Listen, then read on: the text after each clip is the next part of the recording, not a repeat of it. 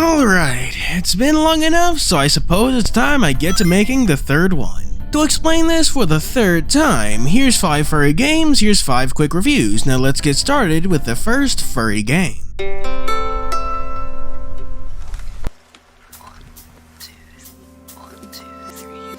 I actually had my eye on this game for a while, mostly because it sounded like the funniest fever dream ever. A Souls-like game, you follow? However, instead of being gothic like Lies of P or medieval fantasy, it's crabs.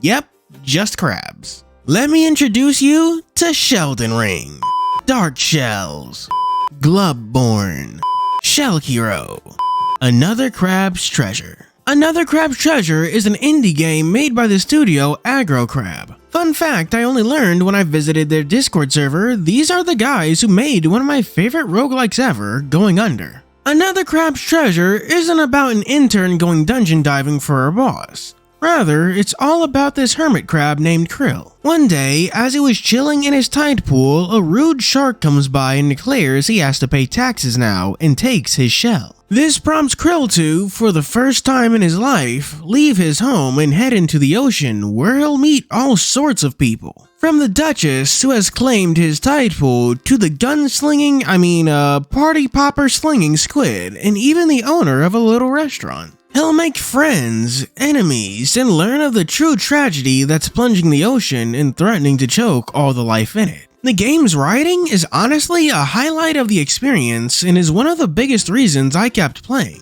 I suppose it's due to what they take their inspiration from, but a lot of Souls-likes are very somber and dark in their tone, telling gritty, if fantastical stories of worlds that are fundamentally broken, and as such, there's very little room for humor. However, Another Crab's Treasure revels in stupid comedy, utterly drowning you in an oceanic tide of dumb jokes. Sometimes it's names being clever, if a little silly jokes like Hike being the intimidation crab rather than the imitation crab. One of my favorite gags that they do quite often is when characters replace swear words with ocean-related puns. It's not fair! It's all a bunch of bullshit! But the game does have more jokes than just puns. Funny jokes like the moon snail snapping back at Krill, or the fact that instead of collecting souls, you collect microplastics from killed enemies. Or the fact that all the shells you collect are really just discarded pieces of trash that you find lying around the ocean's floor. And then there's the level of detail taken into creating the world on a visual and textual level.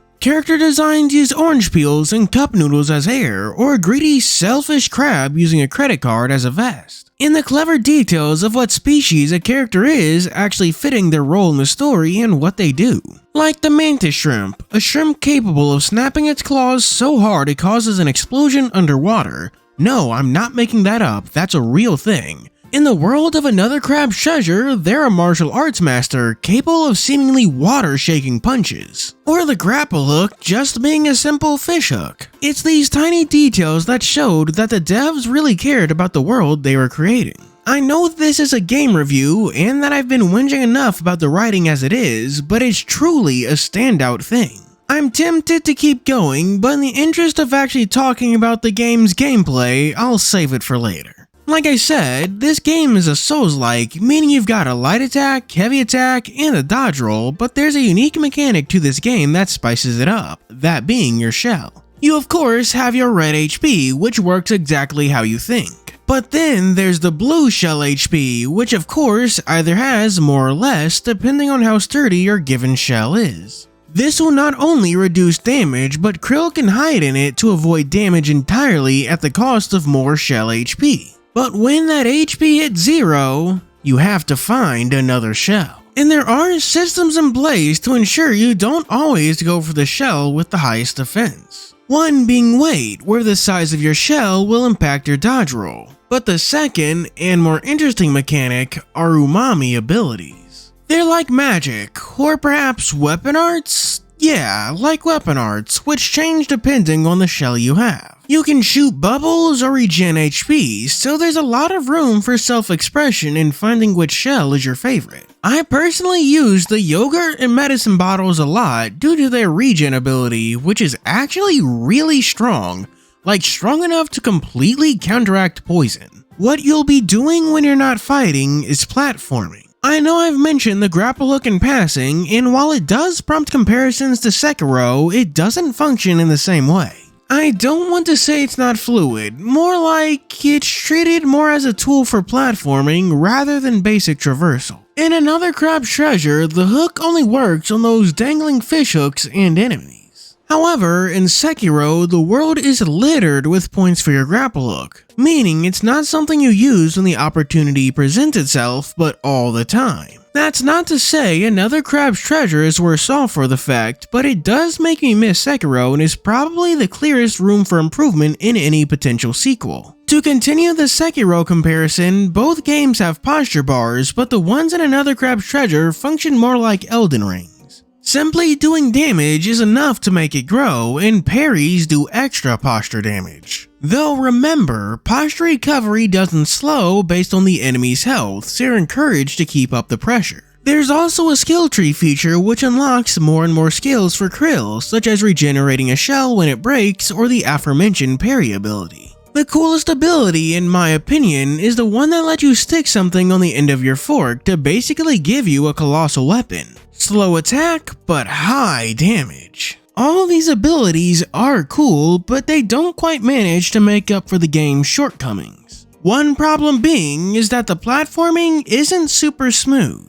You'll be expected to do a lot of things in the air, and especially when you're hopping from one platform to another with enemies on it, it becomes clear how limited Krill's moveset is. He can swim, which is like Yoshi's flutter jump, but he can also attack and dodge in mid-air, but he can't do either of those two things in the same jump. If you fuck up your dodge or attack, be prepared to eat some damage. And it's at its worst when there's multiple enemies because again, you only have one air attack or one air dodge and they're not that useful. Frankly, I'm beginning to think Elden Ring's jump attack spoiled me. And the map is one of the wackest things I've ever seen. You can't scroll the map, so you can only see your immediate area, which is super weird because you know the map is bigger than what you can see. You're just not allowed to pan it anywhere. The second issue, and the biggest, is that this game is buggy. Like Buggy D Clown levels of buggy. I kid you not, I accidentally my way into an infinite money glitch during a live stream.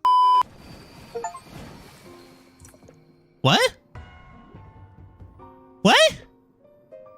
What? How? I didn't beat him, what? How did he die?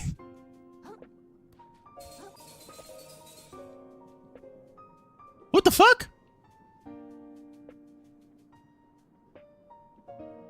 What the fuck? And it wasn't just infinite money. I never got to properly fight a boss because the glitch insta-killed it. The good news is that Aggro Crab is updating the game with bug fixes as they find them. There's already been quite a few on PC. To be totally honest, Another Crab's Treasure reminds me a lot of Dark Souls 1, and not just in the fact that Dark Shells over here is a Souls-like. A great first step that proves that the fundamental ideas don't just work, but that they work so well, but at the same time, it's definitely flawed. Combat is wonderful, and the world is truly one of the best I've had the pleasures of playing through. And at its worst, outside of the bugs, the gameplay is never bad, just flawed. Platforming could use some work as certain enemy placements get in the way, and the climbing mechanic doesn't flow as well as it should. Certain levels can be overly long and confusing, especially when you're essentially doing two big chunks of the same area like the two visits to Flotsam Vale. I'm sure that if Aggro Crab takes a step back, improves what works and refines what doesn't, they totally can make a masterpiece. I can't stress enough how well most of Another Crab's Treasure works. The combat is great, but the platforming is fine at best, which is a problem when that's half of what you do. Another Crab's Treasure gets an 8 out of 10 for me. It's a crazy impressive game, but there's definite room for improvement. I'd be remiss not to mention how much I loved the art style in Another Crab's Treasure. It's so wonderfully cartoony and goofy, a trait shared with the next game on our list. For the next game, I've got to ask if anyone remembers Yooka Laylee. You know, that one Kickstarter game. I didn't donate to the Kickstarter, but I did pre-order the game before canceling it for reasons I don't actually remember. Either way, I remember buying it a few years later when it was on sale and then never playing it. And then I remember getting it for free off the Epic Game Store and still not playing it. But seeing as how playing furry games is now my thing, I suppose it's about high time I finally got to playing it. Yooka Laylee is a game in the same style as those classic collectathon platformers from the N64 era like Banjo-Kazooie and Conker's Bad Fur Day. Which makes sense because it was made by the same dudes at Rare who made those games. The plot of the game is more than simple. Basically, the lizard Yooka and the bat Laylee are having a nice time sipping drinks in the sun. But their their book, is stolen by the evil capital B, who intends to use their book to rule the world or something. Honestly, the plot doesn't matter much. It's simple, it's stupid, it's cartoony, which is exactly what it should be in a game that looks like this. What you need to know is that this lizard and this bat are now traveling to a variety of different worlds to collect pages and stop capital B. Though, despite how blasé I'm being with the game's plot, the writing is actually fairly good. It's mostly by way of stupid little jokes that are only funny if you're the kind of guy who enjoys dumb as shit puns. One that actually got a laugh from me is the minecart Cardos and all the dumb as shit God of War jokes thrown in. The polygonal dinosaur, Rextro64us, is definitely my favorite character of the bunch though. The two main characters, Yooka and Laylee, are fairly basic and not really worth thinking about. Yooka is just a normal guy. The most interesting thing about him is being a lizard. Laylee is more interesting due to the fact that she's flagrantly an asshole and her little hater energy can be pretty funny. But I know most of you aren't here for that and don't really care about the writing. You don't boot up Yooka Laylee to hear some Shakespearean tale about love and loss. You boot it up to try and relive your old days on the N64, you fucking boomers. So, does it recreate those old games for you? Honestly, yeah, it does it pretty well for better and for worse. To begin, it's structured just like Mario 64 or Banjo-Kazooie, with a hub that contains various portals to a variety of themed worlds. The theming is almost unique. There are some cool ideas like the subtropic ancient zone, and then there's this spooky forest level and this casino themed one. But there's also a super generic ice level and even the world's most boring space level. I don't know how you managed to make a space level boring, but it's a slog to get through. The setup of a hub world with the levels inside is kind of dated, but it works for introducing us to a variety of set pieces with a variety of things to do. You can't do much at first because you have a limited moveset, but thankfully inside each world you can usually buy 2 moves from the snake trouser. That's in combination with getting a new move every time you unlock a new part of the hub. Again, if you've played collectathon platformers, you get the idea. You go through levels collecting pages that you use to move on and collect the next move. The new move letting you take on new challenges and already beaten stages to collect more stuff. One thing I found really cool about Yooka Laylee is that you can spend extra pages to expand worlds you've already unlocked. But these worlds are far more fun in concept than in practice because exploring isn't that fun. I'm not even exactly sure how I want to describe it, just that getting around isn't very fun. Like, you know how web swinging in Spider-Man just feels good?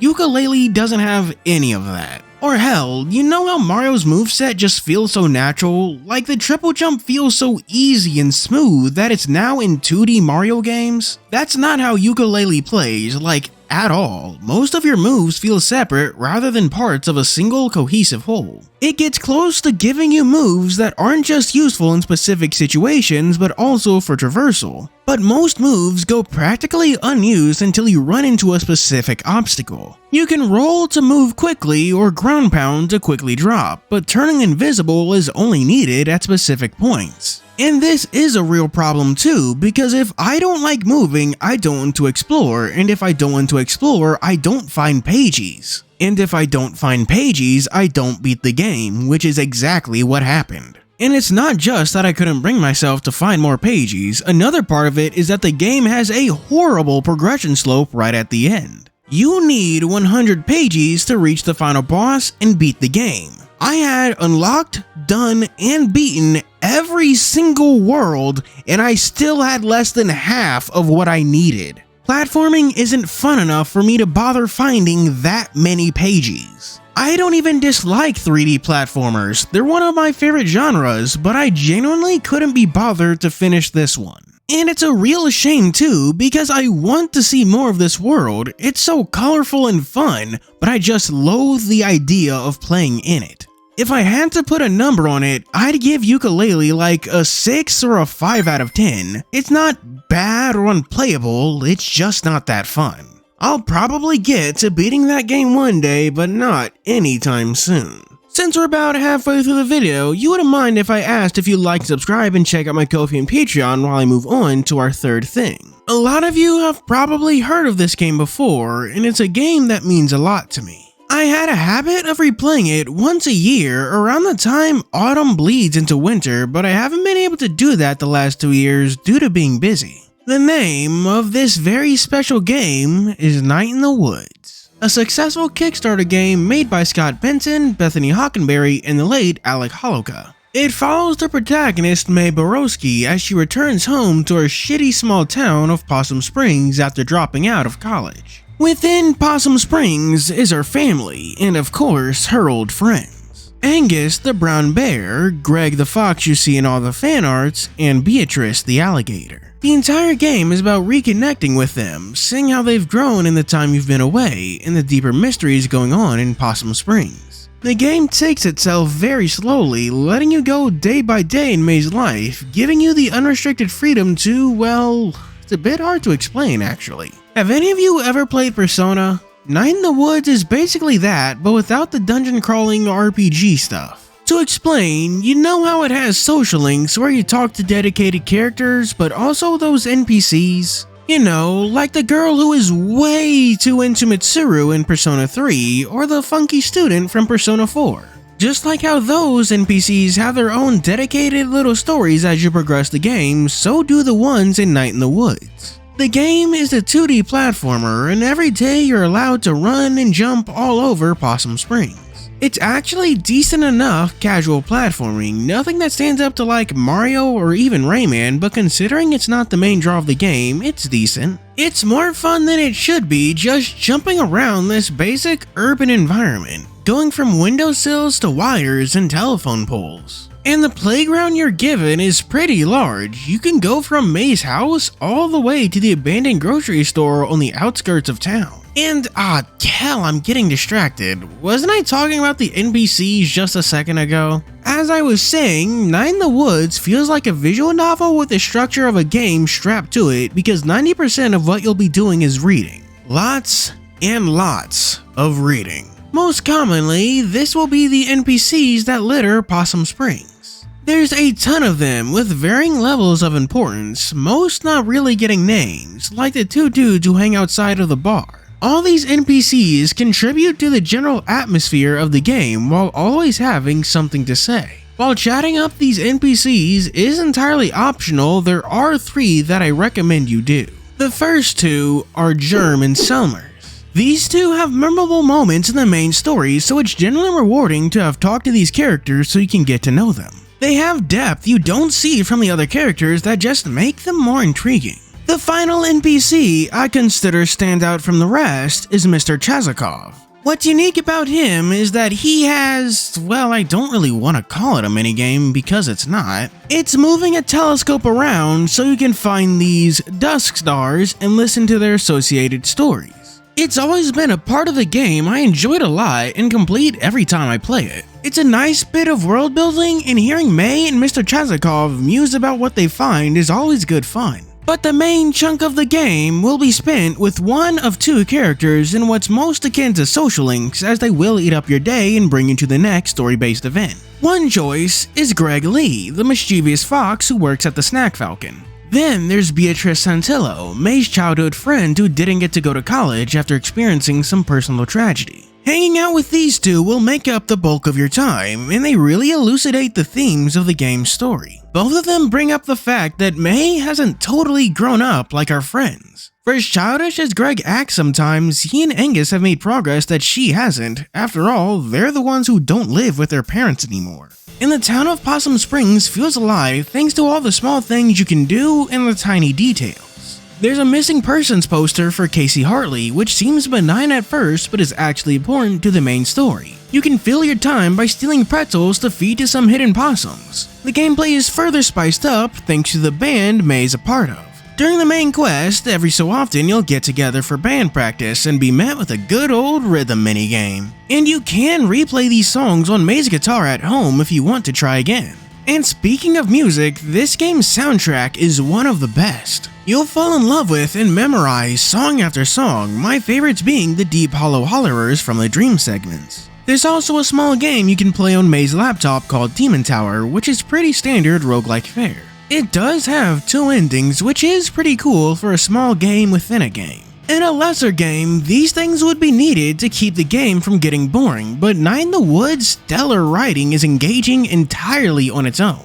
Hanging out with Greg and Beatrice are some of the best parts of the game for a good reason. It's through talking to these two and all the other NPCs that the world of Possum Springs comes to life. You get to meet this Rust Belt town that is truly and utterly dying despite the people in it. You see the small tragedies like people mourning lost jobs and kids with nothing left to do all contained within this corpse of a town. And then there's the actual main story that happens regardless of your choices. May's return to the town and the slow realization that something has been wrong with it long before she ever left. A severed arm, a kidnapping, strange dreams, and eldritch horror. It's subtle, slow, and stress-inducing in a way that makes it genuinely one of the best games I've ever played. The visuals, the music, the story, the detail, it all just blew me away. I'm sure it'll impress you too because there's a reason Night in the Woods is as beloved as it is. Night in the Woods is an easy 10 out of 10. It's one of those games you have to go play right now. It's the 4th slot in this video and you know what that means. It's time I cover something super weird and ultra niche. This time we're covering the little known game Pawperty Damage. It's an indie title with a very simple concept. It's a lovely morning in the city and you are a horrible giant. With nothing else or better to do, it's up to you to see how much property damage you can cause. There isn't really anything close to a plot in this game as it's far more arcadey. Your only goal is to see those big numbers, and while it is shallow, I do very much like big number. You can cause property damage pretty easily. Simply smashing your way through buildings, stomping everything to dust, picking up cars for a snack, or for a game of baseball. What's better is that the more you destroy, the bigger you grow, creating a cycle of destruction. I'll admit, the gameplay here is pretty much a one-trick pony. Wrecking shit for money is pretty much all you can do. Sure, there are ways you can spice things up by using things like a multiplayer mode, I think. I don't have friends, so I never actually gave that one a try myself. But the core concept remains the same. You've got a few characters to use, although the only thing different is their token backstory, as they all play the same. You do have a photo mode and a lot of settings to use if you're into that sort of thing, but again, it doesn't change the core gameplay. I'll admit, I'm struggling to fill out this portion of the video because I can only say you destroy shit so many times. But it doesn't make me too mad. If you've watched the last video, cough link in the top right, cough, you'll probably be able to guess why. This game is short, but it's also cheap. Not like AA game cheap or even indie game cheap. I mean cheap. Do you have $5 to spare? Then you have enough to buy Pawperty Damage, which is actually kind of crazy. The game also goes on sale, meaning you might be able to find it for even less than that. Like yeah, the game will only keep you busy for so long, but for $5 you'd be an asshole to complain about it. Pawperty Damage also has mod support and it does have a small Steam workshop. Just don't browse it in front of your kids or your parents or in front of anyone you want to actually respect you. Honestly, the most shocking thing about the mods is that no one made one for Fox or Falco yet. It's a shame it's not more active because mods do add a ton of fun. I'll give Pawperty Damage a 7 out of 10. It's light on content, but you can't complain about that price tag, so whatever. Wow, we're already at the final game for today. Seems like we only started this video 25 minutes ago. That being said, let's get to the final game, Remember the Flowers. Okay, I'm beginning to realize that I say and do this a lot, but Remember the Flowers was one of those games I put off playing. I did eventually decide to do more than just play it, but also stream it, and what I got is hard to describe. Remember the Flowers is a sci-fi furry visual novel, which makes it stand out in a sea of games that are often contemporary and slice of life. And Remember the Flowers is actually a pretty good sci-fi too. It follows the amnesiac Cyrus, who wakes up injured and without any memories. Thankfully, he's found by the mercenary Cooper Krager, and the two of them embark on a mission to deliver him to the safe haven of Resume. Despite how long this portion of the visual novel takes, Cooper delivering Cyrus is really just a prologue, as it's the succeeding chapters that really establish the tone. The prologue's purpose is to introduce us to the world and set up the story that comes later. Cyrus's amnesia gives us a cliche but workable excuse to have things explained to him. The biggest example being the 7 stars, the name for the 7 meteors that hit the Earth and basically led to the fall of the US government. That's basic knowledge for other characters, but not the amnesiac. The prologue's limited scope of just 2 characters gives Remember the Flowers the room to really explore and focus in on them. The time and attention given makes Cooper one of the more intriguing characters of the visual novel. He's a character from a bad past who's been utterly shaped by it. His paranoia and habits, his dislikes of the ocean and fish, and even the worst decisions he makes are all built from this upbringing. It's like a boiling pot full of crabs, but it's just him. He could escape all of this and be a better person, but he is his own worst enemy. Although, I'm gonna stop there and just flat out give a spoiler warning right here. Remember the Flowers has a lot of plot twists and reveals that I think are important to witness for yourself on a first playthrough, so leave now or forever hold your peace. Alright, as I was saying, getting to know Cooper over the length of the extended prologue is important for when he betrays you. We learn that Cyrus is a victim of fucked up medical experiments at Resume's hands, and this entire time, Cooper, who's really named Lance by the way, has been trying to deliver him back. And thus, the pieces finally fit together, and the visual novel proper starts with the introduction to the Resistance and the characters you'll spend the most time with. The most important of these characters being the White Tiger Aaron. He's definitely the main love interest of the visual novel, having a, I guess you could say, slow burn romance going on with Cyrus. He's not a bad character, but he's definitely hampered by the fact that Remember the Flowers loves to take its sweet fucking time. There's multiple instances of Cyrus and Aaron just hanging out and being sweet together. If you enjoy that sort of sappy romance, you'll be fine, but for me, it just got annoying after a certain point. Outside of the romance, I think Aaron is a good character. He shares the backstory with Lance, but he actually managed to come out of that as a better person. There's also his complex about his ex, Xavier, and how that gets him to make bad decisions. I do think his complex around Xavier is the most interesting facet of his character and really wish we got more exploration of that. The next member of the main cast is the hybrid dragon, Kato. There's also his relationship with Silver, which I think is done really well. It's refreshing to see a relationship that just doesn't work out and have the two parties leave on amicable terms. And Silver himself isn't a bad character. He has one of the more intense backstories and he obviously struggles with it in a realistic way. He also has that playfully coy personality that differs him a lot from the rest of the cast. But there's also that depth of seriousness when it comes to certain topics like his past, his brother, and his relationship with Kato. He constantly questions his value as a person, and it's his inability to reach an answer on that causes a rift in his relationship. Finally, we have Rose, and honestly, I think she's given the least importance or depth out of all the main cast.